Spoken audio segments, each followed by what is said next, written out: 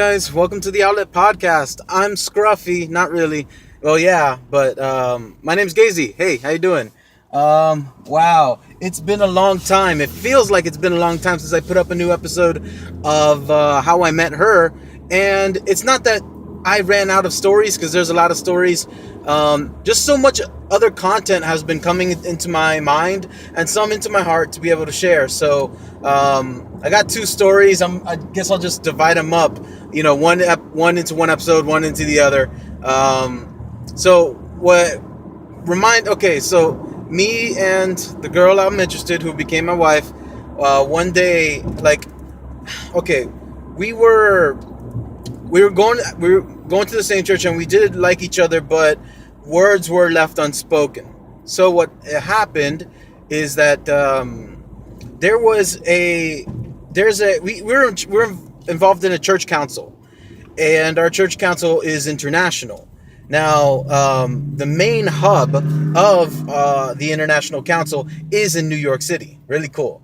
I think Brooklyn, no, the Bronx. I think it's in the Bronx. La Sinagoga. If you guys, I'm from Concilio Latinoamericano. If you guys are familiar with that. So, since we're involved with this church council, you know, in the southeast district, in the the southeast district is where I'm represented, Florida. So I went along with a couple other of my friends. I think my cousin was the president at the time. I think he was the president of that time. I think I had a position too. I totally forget. It's been at least 4 years. So sorry. But so it's been a long time. But nonetheless, I was invited to go, and I was excited. So I popped down the money, and I got my plane ticket to it, and I was really excited. Well, the girl that I liked, she wasn't gonna go, and I was like, oh man, this stinks. So I don't know, when you're young and when you're young and you are in a dividing and a moment of division that's actually playing into reality. For example, you're getting on a car ride. You're both getting in cars going in separate directions. You both are. One's going on a train. One is not going on a train. When you're in a moment like that, okay, that's pretty much all I got. Or I guess, one's going to one college, one's going to another, one's going to a different high school, one's going to another, something like that. When you have that moment of division in real life, it is, for some reason, it feels like you're going to war. It's the funniest feeling that you could ever really, really have. Okay, it's not funny at the moment, but now that hindsight, I look back and I'm like, why did it seem like it was the end of the world? Because it really, really wasn't. It really wasn't the end of the world. But you tend to think that it is. So I remember she took a picture of me, and oh man, that guy didn't see the light. Never mind. Anyways, so yeah, I got on the plane, and she didn't, and so I'm sitting there kind of singing.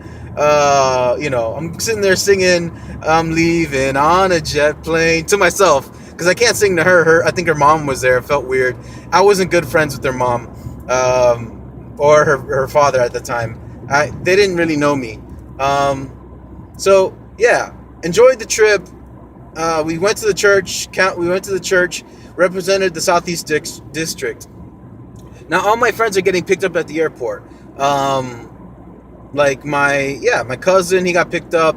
All my friends, and I'm kind of like the only one. Well, all of a sudden I look and I see her and two of her sisters, two sisters, they're dressed like beatniks. Okay, if you aren't, I don't know, if you're if you're a 90s kid, you won't know what the word beatnik is, unless you watch Doug and you know who Judy Funny is. Because if you don't know who Judy Funny is, you don't know. She was a beatnik. She tried to represent being a beatnik. Being beatnik is kind of being hipster. But beatniks, I think, are more... I don't want to put hipsters out for not being authentic. but you couldn't be an inauthentic beatnik. You can be an inauthentic hipster. I mean, because you got Taylor Swift singing, being 22, dressing like a hipster.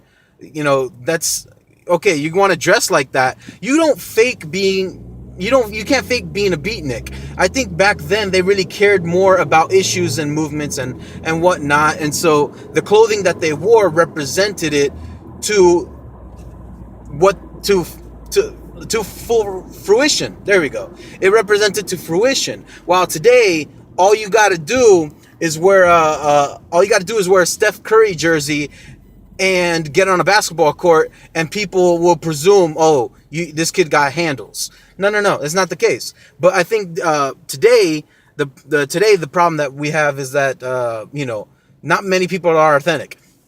Going off topic. So what happens is I see 3 beatniks, and one of them's the girl that I like.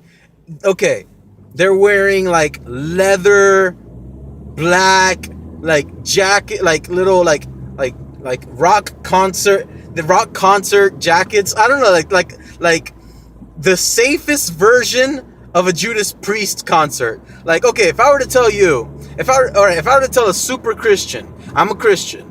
I'm not trying to bash, but it's funny. If I were to tell a very, very super Christian that dressed to go to a Judas Priest concert, they're probably gonna dress in like the safest, what they think is metal outfit.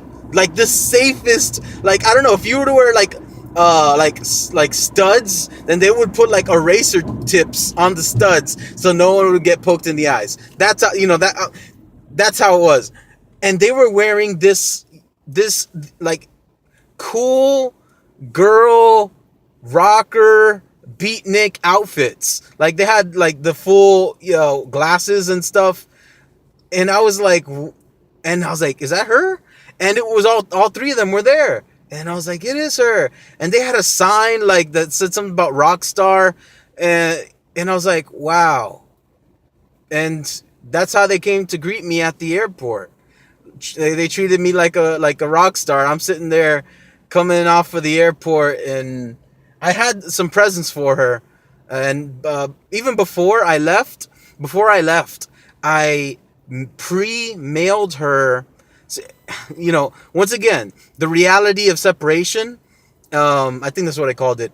The reality of separation. I bought her this piggy bank. It was like a teddy bear, and we still have it today. And it was a white teddy bear, all white, that you could draw on like Sharpie style.